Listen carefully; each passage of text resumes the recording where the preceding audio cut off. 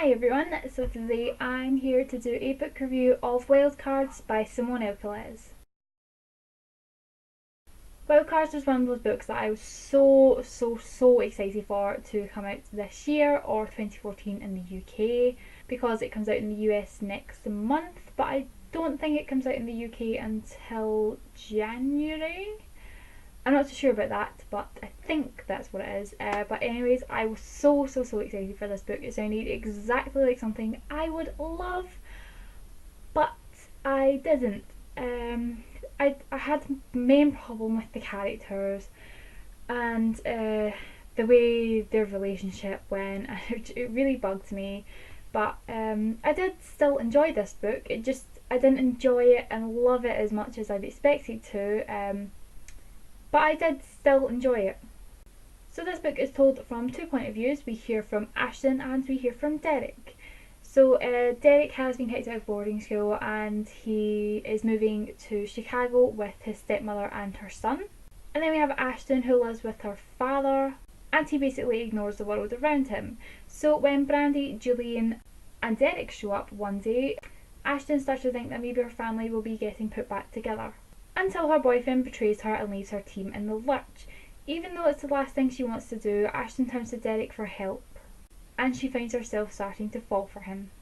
Okay, so I didn't really hit it off with any of the characters in this book apart from Julian, because he's such a cutie. He's such a sweetheart. He's just so adorable, wants to pinch his wee cheeks. He's such a wee cutie. I just loved Julian so much. Ashton was a great character when she was being herself. She was independent, strong, she didn't rely on anyone. She was just such an amazing character. But then we also got this side of her that she wanted people to look out for her, she wanted a knight in shining armour, but then she was always complaining that she didn't need anyone to save her, so I was kind of getting very confused with her personality and who she really was. Is she really this strong character that doesn't need anyone? Or is she this girl that wants people to take care of her and needs a guy there to do everything for her? It was just very confusing and I didn't know what the hell was going on with her character.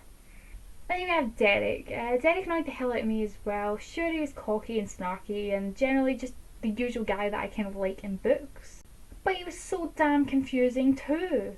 He was going on about how much he liked Ash and Ned, but then he was like, oh no, I need to push her away from me, and I was like, oh my god, this is like something from Twilight going on here. And it was so confusing. I didn't understand why Derek was like, oh my god, I really like her, but I can't be with her, I have to push her away from me. I didn't really understand why the hell he was doing that and why he just kept giving mixed signals and making me so confused. Derek was a caring character though. His relationship with his stepbrother was lovely and I adored seeing the two of them together.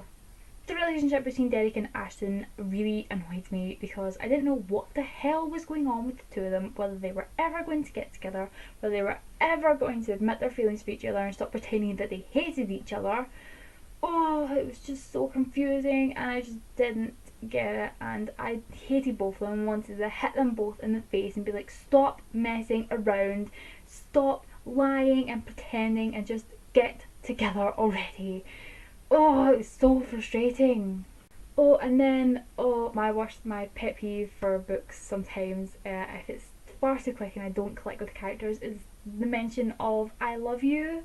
And I had this in this book and I just like groaned and smacked my face with my hands because it was just so unbelievably stupid and I just didn't like the relationship. Everything was just weird and they were just so confusing. I didn't like it.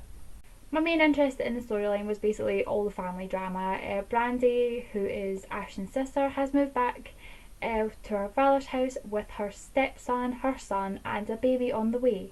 And then we had Ashton's relationship with her father. Ashton really loves playing football and her father just basically doesn't take any interest in her life or anything that she does. And there was one point where he said if Ashton's mother was still alive, Ashton wouldn't be playing football, she would be taking cooking classes, and I kind of wanted to punch my Kindle because that made me really angry. Like, why would it matter if she wants to play football? So what if she wants to play football? She probably would still want to play football. If her mother was still alive, she wouldn't just want to do cooking just because she had a mother. Oh, forgot it. Oh, it made me angry. I can't explain how angry that like one line made me. But Ashton's just a great footballer and her father just doesn't acknowledge it at all. I also really enjoy seeing Derek building a relationship with his stepmother. At the start he's kind of like whinging and always moaning about her, but throughout the book he and Brandy actually start to become really close. And then there's also Derek and his grandmother. I don't really want to get into too much detail about their relationship because there's a lot of spoilers throughout the bit, but I will say that I did think she was a bitch to start with, but my opinion completely changed about her by the end of the book.